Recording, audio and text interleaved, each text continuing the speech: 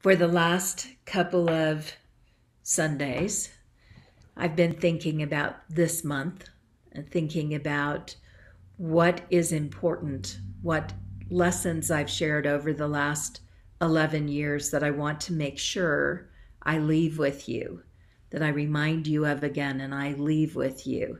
And last week we did the foundational piece. Last week we talked about the five principles of unity and how they apply to our life. And I want to make sure that when we did last week's lesson, that I didn't leave you thinking you just need to know those things.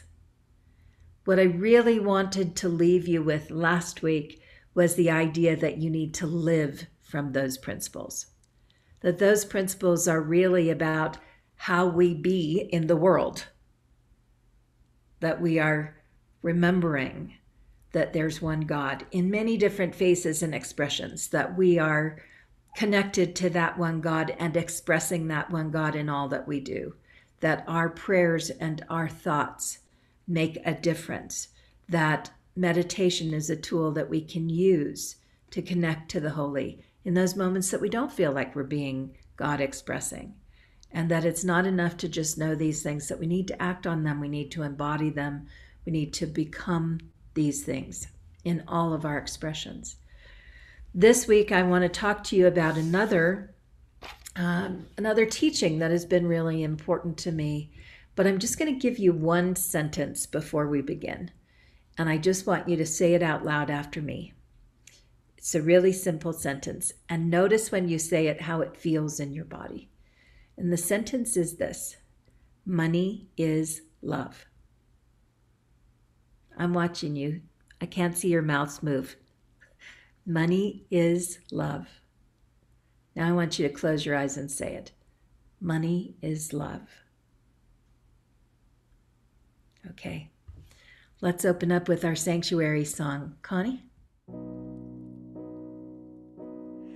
Love, prepare me to be a sanctuary, pure and holy, tried and true. With thanksgiving, I'll be a living sanctuary for you. Love, prepare me to be a sanctuary, pure and holy, tried and true. With thanksgiving, I'll be a living sanctuary for you. One more time.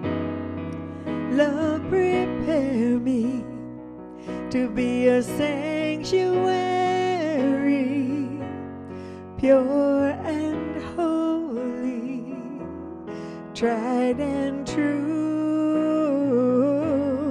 With thanksgiving, I'll be a living sanctuary for you, a sanctuary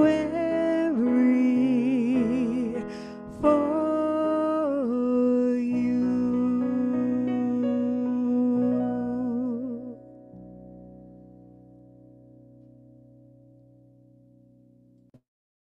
Thank you, Connie. Thank you, thank you, thank you. So, friends, we have done many things over 11 years. And last week, I showed you a little video collage of what we did in the first 4 years. And today I'm going to share with you what we did in the next 4 years. And if you didn't get to see last week's collage, I have posted it on our Unity Spiritual Center in the Rockies Facebook page, so you can go and see it there. But know that this picks up at 2015 and runs through 2018. And I'm going to just share it with you now.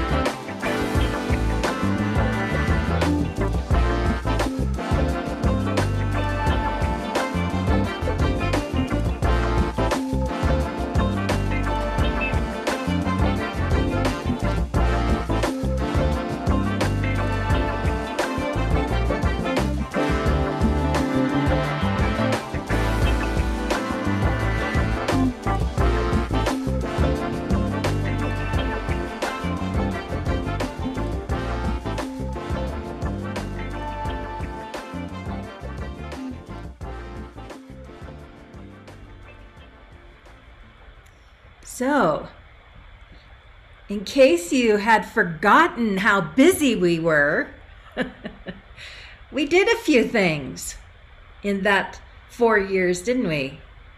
We really went from our first 4 years of pulling our building together, because there was a lot that needed to be done. There was a lot that had been coming apart in the building. And the first 4 years, we spent a lot of time working on the building, working on the yard, getting to know each other. And the second 4 years, we really claimed our sacred space in the sanctuary. We really made a shift in what we were doing in there and created what the community asked for, was a place that was calm, a place that was tender. And we created that. And then when we felt like our building's in good shape, we're ready, we went out into the world and we started really getting involved. We picked up the work from West Side Cares. Was actually our first work. It began in 2013. And so we've been working with West Side Cares a long time. And then we moved from there into the Christmas Tree Project, and that's how we got introduced to the work that we were able to do in several different places in Africa. And all of that stuff folded one into the next. We didn't have to do something special to make it happen. It came to us. It invited us in, and we said yes. And we launched our bingo team, which brought us to a new level of abundance, to a level where we were able to do more. And we started talking about abundance, what that means to us, what it means to live abundantly, to abundantly have gratitude, to have enough and have more than enough so that we could share. And we began sharing. We began sharing our time. We began sharing our talent. We began sharing, more than that, our money, which was a big deal. It was a big deal. It was big work to decide what we could share and how we would raise things together, how we would raise funds when we weren't just raising funds for something that benefited us. And it's been a powerful and transformational experience to do that work with you. So when we started this morning, I asked you to say a simple sentence, 3 words. Some of you came in afterwards, so I'm going to invite you into it again. The 3 words I want you to say, and I'm going to put you back in gallery view so I can see your faces and see you say it. I want you to say these 3 words. Money is love. Money is love. And I just want you to be with that idea for a minute, to just settle into that. Let's not rush past those 3 words. Those are 3 incredibly powerful words. Money is love. Really powerful, because we think money is power, don't we? The most powerful people in the world have lots of money. And if we want to be powerful people in the world, we need to have lots of money. So this is a big shift to go from money is power to money is love. But let's just explore what we know. What we know is there is one underlying substance that supports us in life, from which we emerge, from which all life emerges, from which everything emerges. There is one underlying source. We can call that source God. We can call it Great Spirit. We can call it universe. We can call it quantum field. We can call it energy.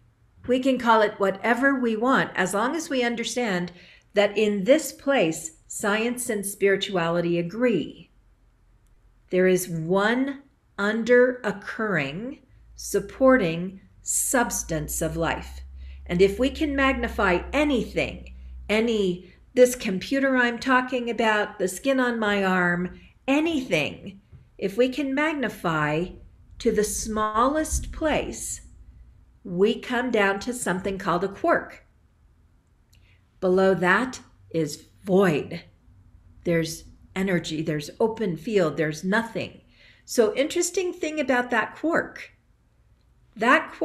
what science knows is it shows up when we go looking for it. We have no proof that it's there if we're not looking. So somehow science is learning that undercurrent source of all life is responding to what we think. It's responding. And we've seen layers and layers and layers and layers of proof of this now as we accept proof, which is through science. Spirituality has been telling us this for eons. There's one source of life. Everything emerges from that one source. Everything. No matter how it shows up to you, that one source is where everything comes from. So if everything comes from that one source, and our experience of that one source is that we call it God, or we call it Great Spirit, or we call it the emerging Christ consciousness, couldn't we also call it love? And don't we often refer to that underoccurring substance of life as love? Money is love. So let's talk about how money began. So back in the hunter-gatherer age or the agrarian age, we might have traded this. Can you see what that is? It's just a little bowl of rice. Jasmine rice, because I like it. It smells good. Just a little bowl of rice. But those of you who have cooked rice know that that amount of rice is actually probably enough rice for a couple of people, isn't it? It's quite a bit of rice in that. It doesn't take very much. But if you were living back in the agrarian times or in the hunter-gatherer times, when food was not as easy to come by, if I said, oh, don't worry, I have some, let me share it with you, I would do that because you are precious to me, because I see you as a gift from Spirit. I would share it with you. If I thought you were threatening or mean, I wouldn't share it, would I? Probably not, because food was very precious. We shared our food. Our ancestors shared their food because they loved each other, because they cared about each other, because they loved the earth, because they saw this food as a gift. Long before we had coins and dollar bills, we shared. This was our currency. I'll trade this to you and you trade that to me. And now we're both well. Great value, right? As we went on, our ancestors began to dig in the earth, and when they found veins of metal, especially gold, they believed in many tribal cultures that those were rays of sun. Now remember that they saw the sun and the moon as the holy, the sun as the masculine provider, and the moon as the watery, gentle, nurturing part of life. And so when they came across those veins in the earth and began to cultivate them, they took what they saw as the sun in their hands and saw it as sacred. It was a way of holding what they understood to be God. And they held it to their heart, and they held it as sacred. It didn't mean anything in the way that we know of it now. It was a connection to the holy. And they took gold specifically, to places where there was water, because they understood that life came from the water and life couldn't survive without the water. And it's how they related to the divine earth. That water was the holy place. Then they took that gold and they gifted it into the water, which is where, in its ultimate history, where our wishing wells come from. They took those gold chunks, those gold nuggets, and they took them to the water and gifted them in an offering and thanks to the divine that was bringing life forward. Over time, they discovered copper. Copper was actually their representation of the Divine Mother. And they discovered silver, which became representative of the moon. And it's not by accident that those things are the foundation of where we went with coins. Copper, the simplest, the number one, right? The bottom line. Everything else builds on that. Why is a penny copper? My answer would have been, oh, because it's probably the least expensive and we need the most of those. But we don't use them anymore. We very rarely use a penny anymore, unless you put it on the riding horse at the King Super. Kids can still ride the pony for a penny. But copper connects us to the earth. It's a great conduit. It's a great amplifier. It moves energy from one place to another. We use it in lots of ways.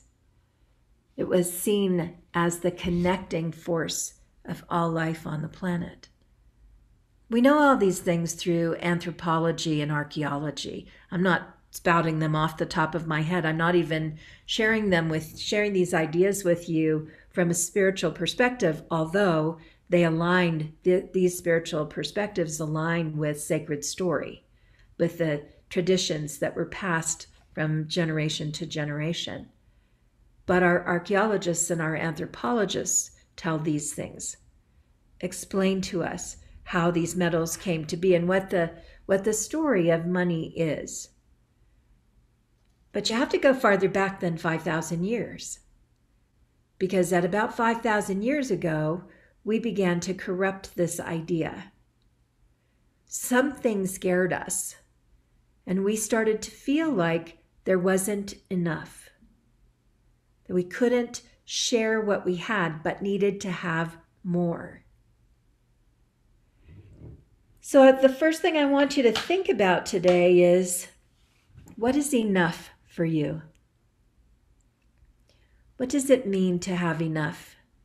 And to what degree are you in pursuit of money beyond what is enough, at the expense of the quality of your life? Did you hear what I just said?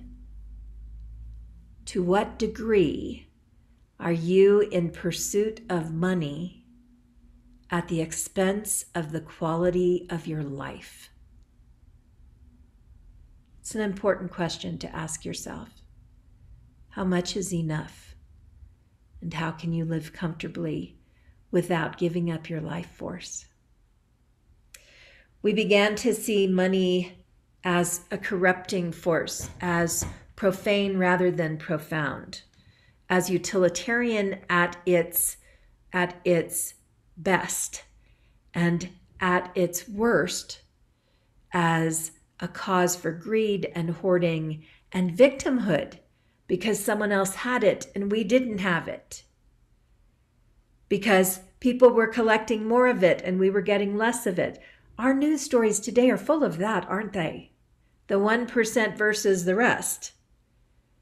And whether we think that's right or we think that's wrong, we claim very little control over money. We believe that we are really not able to control how much money we have because we are part of a corrupt system. And that corruption, and our belief that that corruption is true, causes us to slide into the idea that we can't have enough. More, that we can't have more than enough so that we can share it and we can pass around the love. I just want to invite you to notice your thoughts about money. To ask yourself if you're entertaining these stories. Because these stories tell us something. They tell us that we have lost faith in the concept that we are provided for by Source. That what we need will come to us when we need it. That what is ours really to move along will be there when we need it. In fact, we keep things. It's funny. I don't know how many of you have these. I have one pair of jeans. These are the jeans that I wore 20 years ago that I'll someday get back into. Do you guys have those? Those things that you're keeping because I love these jeans. They're my goal and objective. It's a crazy thing. About 2 or 3 years ago, I finally let go of those jeans because somebody else could be wearing them today. And I can buy new jeans. I can find new jeans. I have lots of ways of getting new jeans. What are we holding because we might need it? Oh, I better keep that. Don't want to get rid of that. I might need it for something. There's some value in that if you're going to use it soon. But if you've been carrying something along for 20 years like I had, probably time to let it go. Because in truth, you are keeping the energy of life from flowing to those who need it. You are keeping the idea of abundance from flowing to someone else who could use that resource. Those things that we keep are not being used. They're energy that's stuck in our home, in our life, in our household, in our way of being. And there is great value in moving the energy of love along. If we think of money as scarce, as not enough, we will hold on to all the things that we associate with money, all the things. And if we can understand that money is love, we will move it through the world to make the world a better place. We will move it as a healing force. That's a powerful thing for us as a spiritual community to think about. It's a powerful thing for us to think about as individuals as well. How we think about money is manifesting from the smallest field of energy, from that place. If we look at a microscope and go all the way down to the lowest level, to quarks, where manifestation is happening, where our thoughts are beginning to direct things, and we buy into that the world is corrupt by love. Wow. Changes things if money is love, doesn't it? If money is love, how can it corrupt? Well, it can corrupt if we forget that money is love. It can corrupt if we hold on to it because we're afraid there's not enough love in the world to go around. And that, my friends, is what we see in the world that we share. That is what we're looking at, is the idea that there's not enough God for everybody. There's not enough love for everybody. So I want you to consider thinking differently about your money.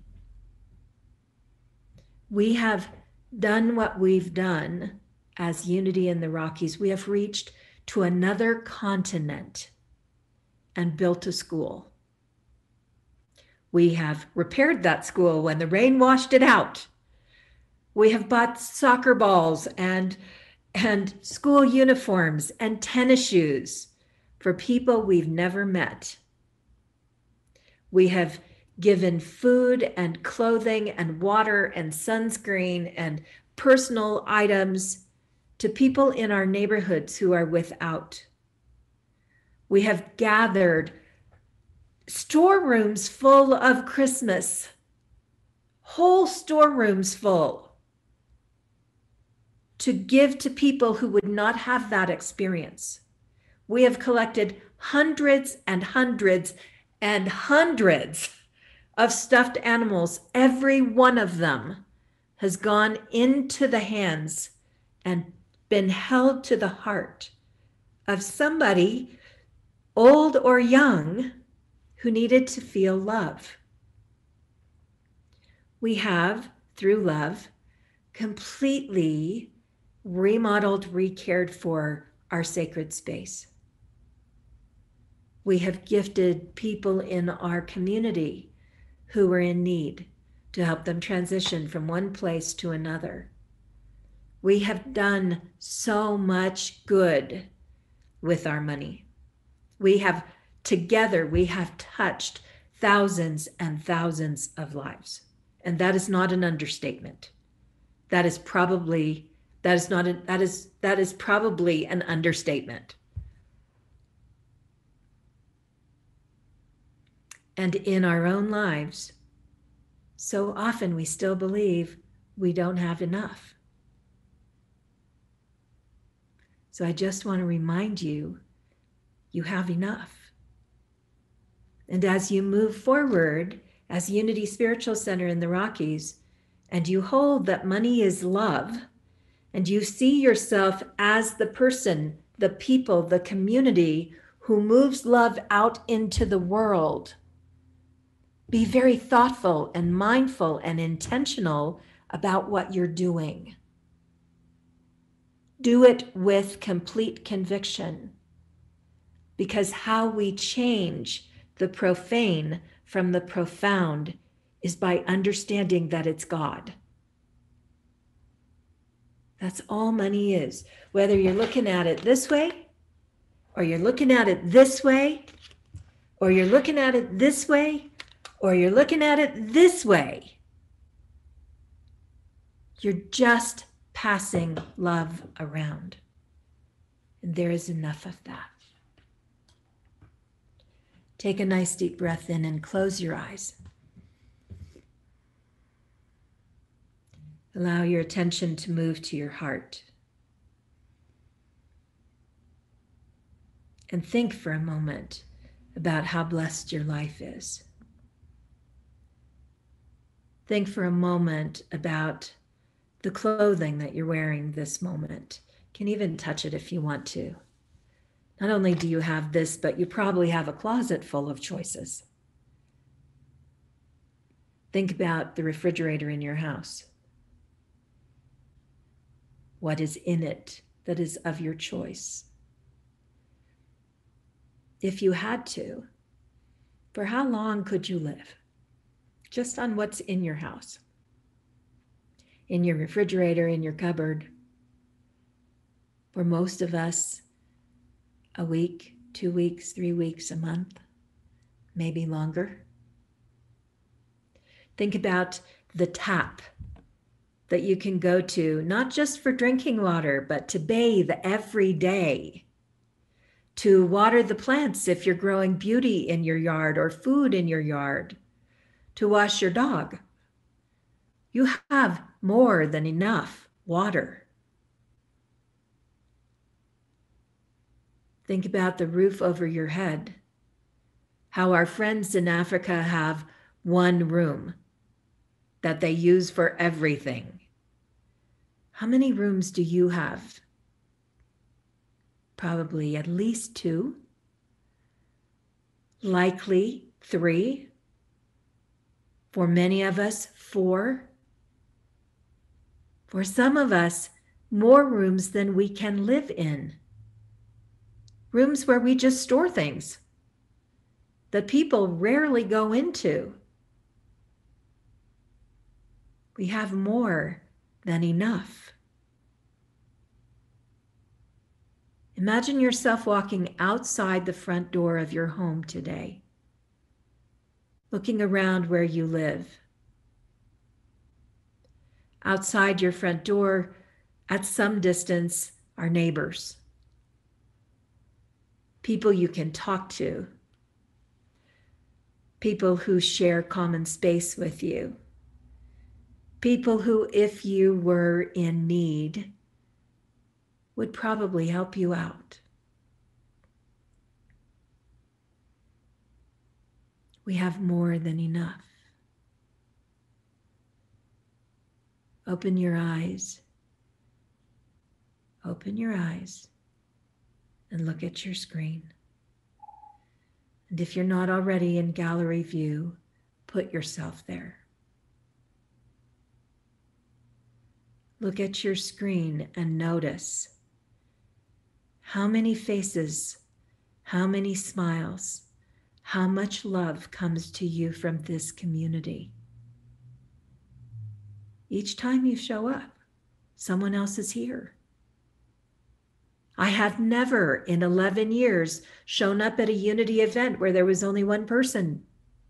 You have never stood me up. You have always shown up for each other. You are not alone in the world. Think about how many people are. We have more than enough. I am so grateful, so grateful. I am grateful for all the blessings I have.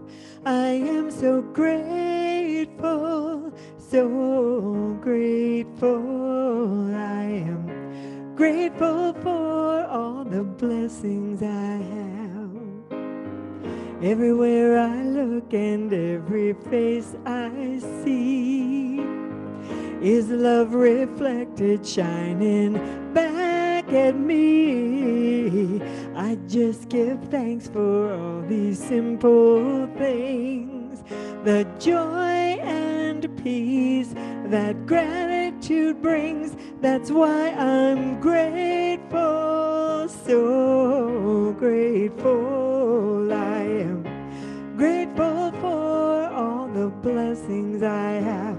I am so grateful, so grateful. I am grateful for all the blessings I have. Every day I wake before I open my eyes, I count my blessings and I realize life is a miracle when I see it that way. I focus on the beauty. That's why I've got to say that I'm grateful, so grateful. I am grateful for all the blessings I have. I am so grateful, so very grateful. I am grateful for all the blessings I have.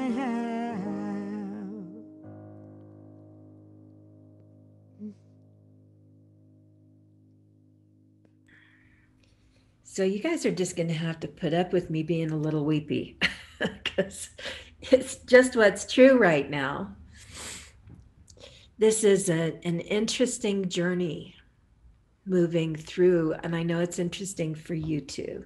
And interesting is that word that we use when we don't know what else to call it, right? This is interesting. It's painful and it's exciting at the same time. It's painful to go through the end of something. And it's also exciting that something new is going to get birthed out of this. Something new will occur and arise for both of us, for all of you as a community, and for you as individuals, and for me as well. I was telling friends this week that yesterday we spent time, several of you came to help. We spent time cleaning out the shed at the church and getting rid of things that we don't need and labeling everything. So you can find the Christmas tree and you can find the little stands that we use that go underneath the TVs that we put our ancestors' pictures on and all those things if you want to use them. And you may or may not, but at least if you go looking, people know where those things are and they know what they are and they're all nicely labeled now. And I was telling friends that I couldn't figure out why do I have to do that? Why is that important to me that gets done? And I was reading a book that comes from the Unitarian Universalists that is called Running Through the Thistle. And the answer came. And so in this book, in this story, the gentleman talks about how he and his two older brothers, the three of them went to summer school, and they lived in the country. And so they would go to school and then they would take their shoes off and run home, run like the wind. And they were teenagers. And if you have raised teenage boys, they're voracious. Like school is out and they are starving to death. They have to get home and get food. So they would run across the fields, and there was this one place where there was a wide patch of thistle. And they either had to go all the way around the thistle, or they had to find the narrowest place and run straight across the thistle as fast as they could, so that it didn't hurt too much. And when they got to the other end, drop to the ground and pull out any thorns that were in their feet. And the point that the author was making is that sometimes ministers go through this experience like they're running through the thistle. Like, I have to get through this as quick as I can because it's hard. And then when they get to the other side, they have to pull the thistle out of their feet. They have to pull out the places and recognize the things that they didn't do, the things that hurt because they didn't do them. And one of the things that I realized this week is that I've been going really fast. I've been, full bore through the thistle. Because it's hard to stop. It's hard to take that slow walk around and recognize that I have to take the time to really realize what's changing. And so I'm going to do that this next 2 weeks. And that means that you might see a little bit more of this, totally because I love you. Because I just love you very much. And I want you to know that, because so many of you have said to me, this is not easy for me. I want you to know from me, this is not easy for me either. I really, really love you guys. And there's a reason that we are asked as ministers to step back so that the community can get strong in a different way and move in the direction that Spirit is calling you. And I have to move in the direction that Spirit is calling me. But that doesn't mean that the grief isn't real or that the tears aren't real, because they are. So I just want to be real with you over this next couple of weeks, because I think that's what we've done really well.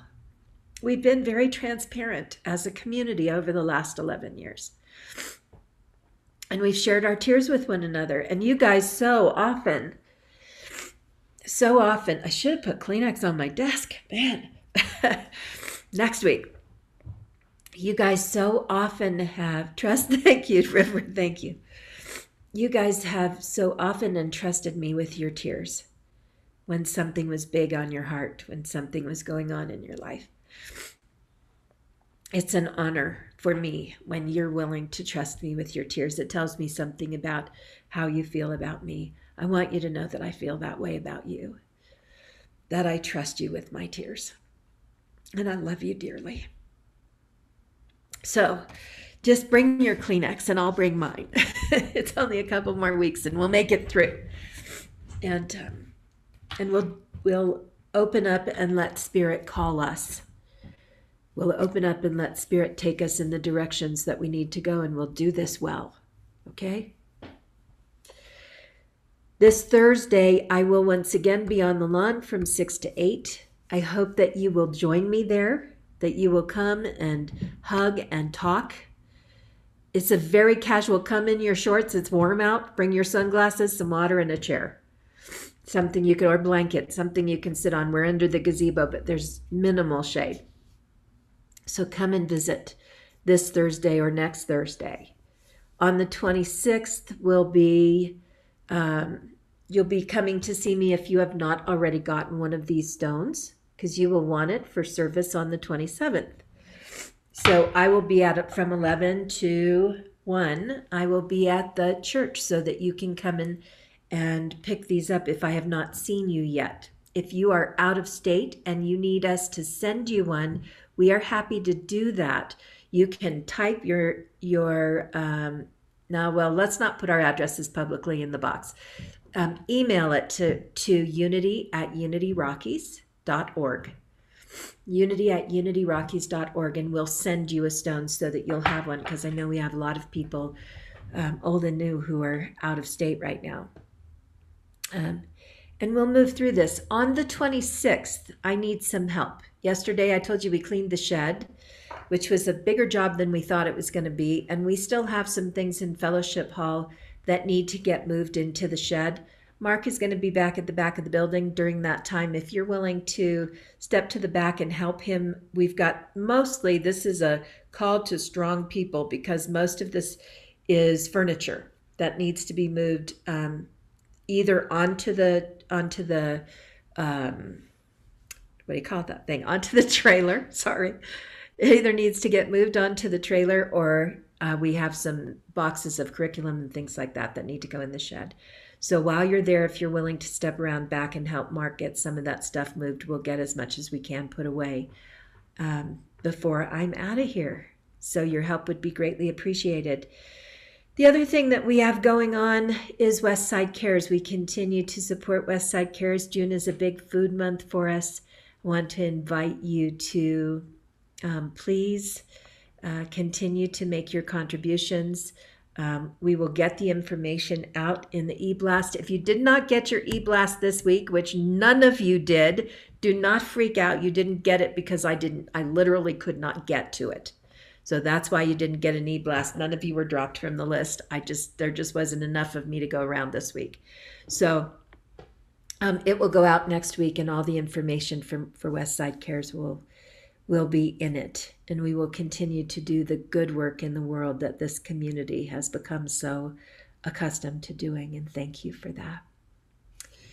I appreciate you. I appreciate your willingness to hear my heart. I appreciate all of you who are sharing your heart with me in so many ways. Let's pray our way out. As we gather heart to heart, spirit to spirit, we are uniquely aware this morning that there is enough, that money is love, that stuff is love, that everything manifest in the world is just the emanation of the divine source. And we recognize that there is more than enough.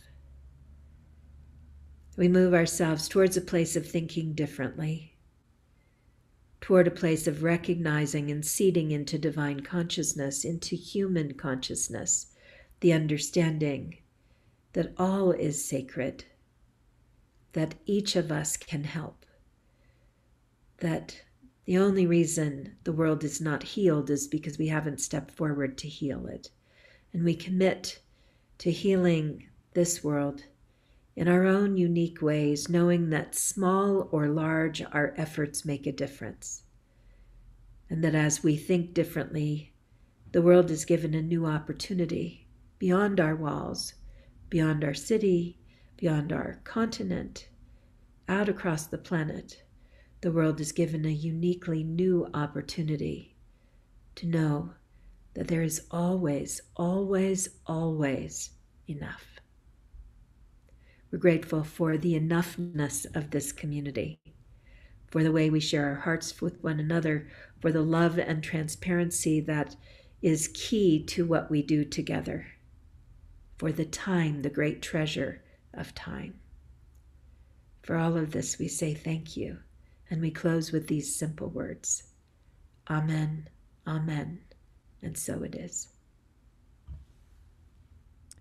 Ahriana, I know you can't see your chat when you're speaking, and Peg wrote in the chat something that I think everyone would enjoy hearing, that when you share your tears, you're showing all of us the truest form of holy water. So on that note, everyone remember that your tears are holy water. That was perfect. Thank you, Peg. So let's join together. And again, if you feel comfortable putting your camera on at this point in time, let's sing our closing song together. And imagine yourself holding hands with someone else in our circle here. And let's wish each other well. Let the light within you shine. We are all connected. Look into another's eyes. See